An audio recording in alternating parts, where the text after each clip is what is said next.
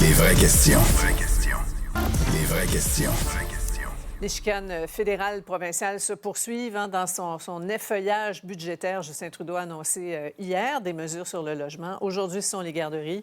Il veut mettre sur pied, entre autres, un programme de près d'1 milliard pour créer de nouvelles places abordables. C'est notre premier sujet de conversation avec nos analystes, Mario, Emmanuel et Gaétan, ce soir, qui est avec nous. Bonsoir, vous trois. Bonsoir.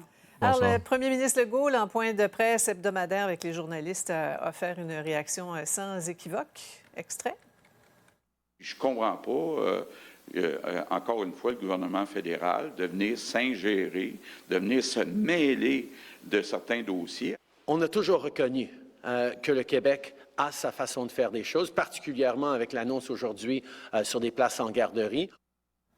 Bien, Gaétan, on reconnaît plein de choses, là, mais c'est encore un empiètement dans les champs de compétences provinciales. Ben oui, absolument. Alors, il reconnaît que le Québec fait bien les choses, merci, mais il ne reconnaît pas qu'il y a une Constitution au Québec qui a stipulé très clairement que, dans le cas qui nous occupe ici, c'est de juridiction provinciale, point à la ligne. Alors ici, on a un grand balai préélectoral pour dire aux gens, regardez, on est là pour vous, on va vous envoyer des sous, en pensant que la population va faire fi des enjeux fédéraux provinciaux.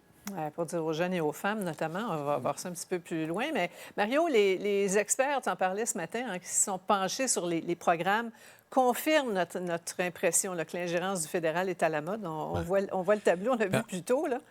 Oui, mais en fait, ce que ça dit, c'est que l'ingérence fédérale ou la tentation centralisatrice d'Ottawa part de loin.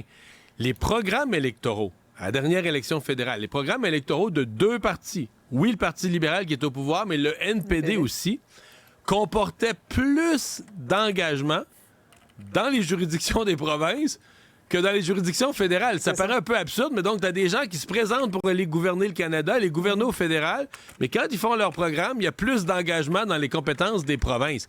Alors, ça donne une idée d'espèce de mouvement centralisateur et du côté dysfonctionnel du Canada qui se construit, là, des dédoublements de juridictions qui sont érigés en système. Oui. Tu dis oui, Emmanuel?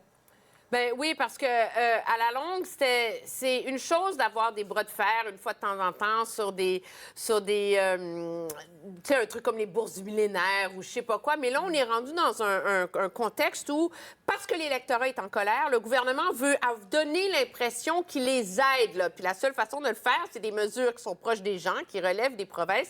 Moi, je vois une espèce de fuite en avant là-dedans, là, de la part d'un gouvernement qui n'a pas d'autres idées que des idées dont il ne devrait pas s'occuper.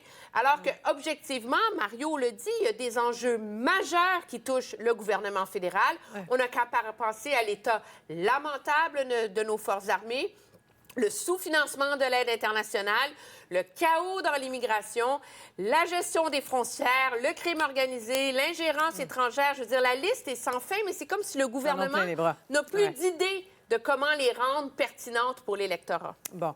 Une histoire maintenant qui fait grincer des dents, qui a rebondi jusqu'à Québec. C'est le chef péquiste là, qui a relayé la nouvelle sur ses réseaux. Vous voyez la photo, là, on l'a vu tantôt, des joueurs des Voltigeurs de Drummondville qui affichent des chandails en anglais seulement. Monsieur Saint-Pierre Plamondon a écrit sur ses réseaux, même le CH, qui évolue dans une ligue nord-américaine de portée internationale, n'a jamais osé aller aussi loin dans son manque de considération envers le français. Le ministre responsable de la langue française, M. Roberge, demande à la Ligue de corriger le tir. On l'écoute. Je vais demander à l'Office québécois de la langue française de faire toutes les vérifications. Mais d'un point de vue des principes, ce qui se passe actuellement, pour moi, n'a pas de sens. On a entendu, Mario, la réplique de la Ligue. Hein? Les joueurs viennent d'un peu partout dans le monde. Alors, anglais oblige. Il faut les préparer au circuit professionnel aussi, apparemment. Je pense que s'ils veulent jouer dans la Ligue nationale, ils vont se débrouiller pour apprendre l'anglais à un moment ou à un autre. Là. Mais, tu sais, c'est comme inacceptable. Tu sais, je pense aux partisans de ces équipes-là, là, des Saguenayens de Chicoutimi, des Voltigeurs de Drummondville, les gens qui payent les billets, les gens qui font vivre l'équipe, les gens qui vont encourager les joueurs, sont des francophones. C'est une ligue, oui, qui s'est élargie aux provinces de l'Atlantique, puis qu'on leur fasse une place en anglais, je peux le comprendre.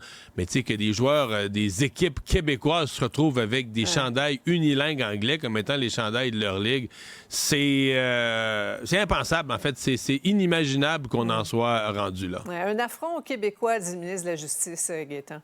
Oui, oui, absolument, parce qu'on vit dans une ère aujourd'hui, on a fait une loi récemment, la loi 96, qui traite de l'image française que le Québec veut projeter. Alors, on parle d'un club de hockey là, qui est vu ailleurs, pas juste au Québec. Alors, sur ce point-là, bien oui, c'est un affront, c'est un manque de sensibilité, c'est une erreur, il ne fallait pas la faire. Et ce qui est encore plus pathétique, ce sont les explications qui ont été données par la Ligue. Ça n'a pas de minute de bon sens, là. On est dans l'image. L'image, là, ça n'empêche pas de prendre un petit peu d'anglais pour les joueurs pour qu'ils l'apprennent, c'est correct, mais dans l'image, avec un I majuscule, c'est une méchante gaffe, là. Cela dit, pour mettre les choses en perspective, là, on a vérifié, il y a 3 joueurs sur 4 dans l'équipe qui sont francophones. Oui, mais... Maintenant, Emmanuel, l'OQLF va enquêter, tout bon. Et c'est suffisant, il faut aller plus loin. L'OQLF va enquêter, l'OQLF va donner une amende. Ça va y changer. Je veux dire, c'est culturel, là, cet enjeu-là. oui. Là, qu'une équipe de l'Atlantique ait un chandail écrit « Playoff », je veux bien. Mais écoute, le joueur de Drummondville est écrit « Gilles Courteau Trophy ». Écoute, ça n'a aucun sens. Je veux dire, c'est complètement... Et c'est comme si la Ligue, mais surtout les dirigeants de cette équipe-là, ont oublié qu'ils représentent des Québécois, Voilà. ils représentent une culture, ils représentent une nation, qui est plus grand qu'eux-mêmes, là. Il y a comme un réflexe de coloniser là-dedans qui est vraiment comme pathétique, là. Ouais. Et après ça, on se surprend qu'à Winnipeg, on chante Ligue nationale du Canada en anglais et en Punjabi. c'est ça. Et pas en français. C'est assez shocking.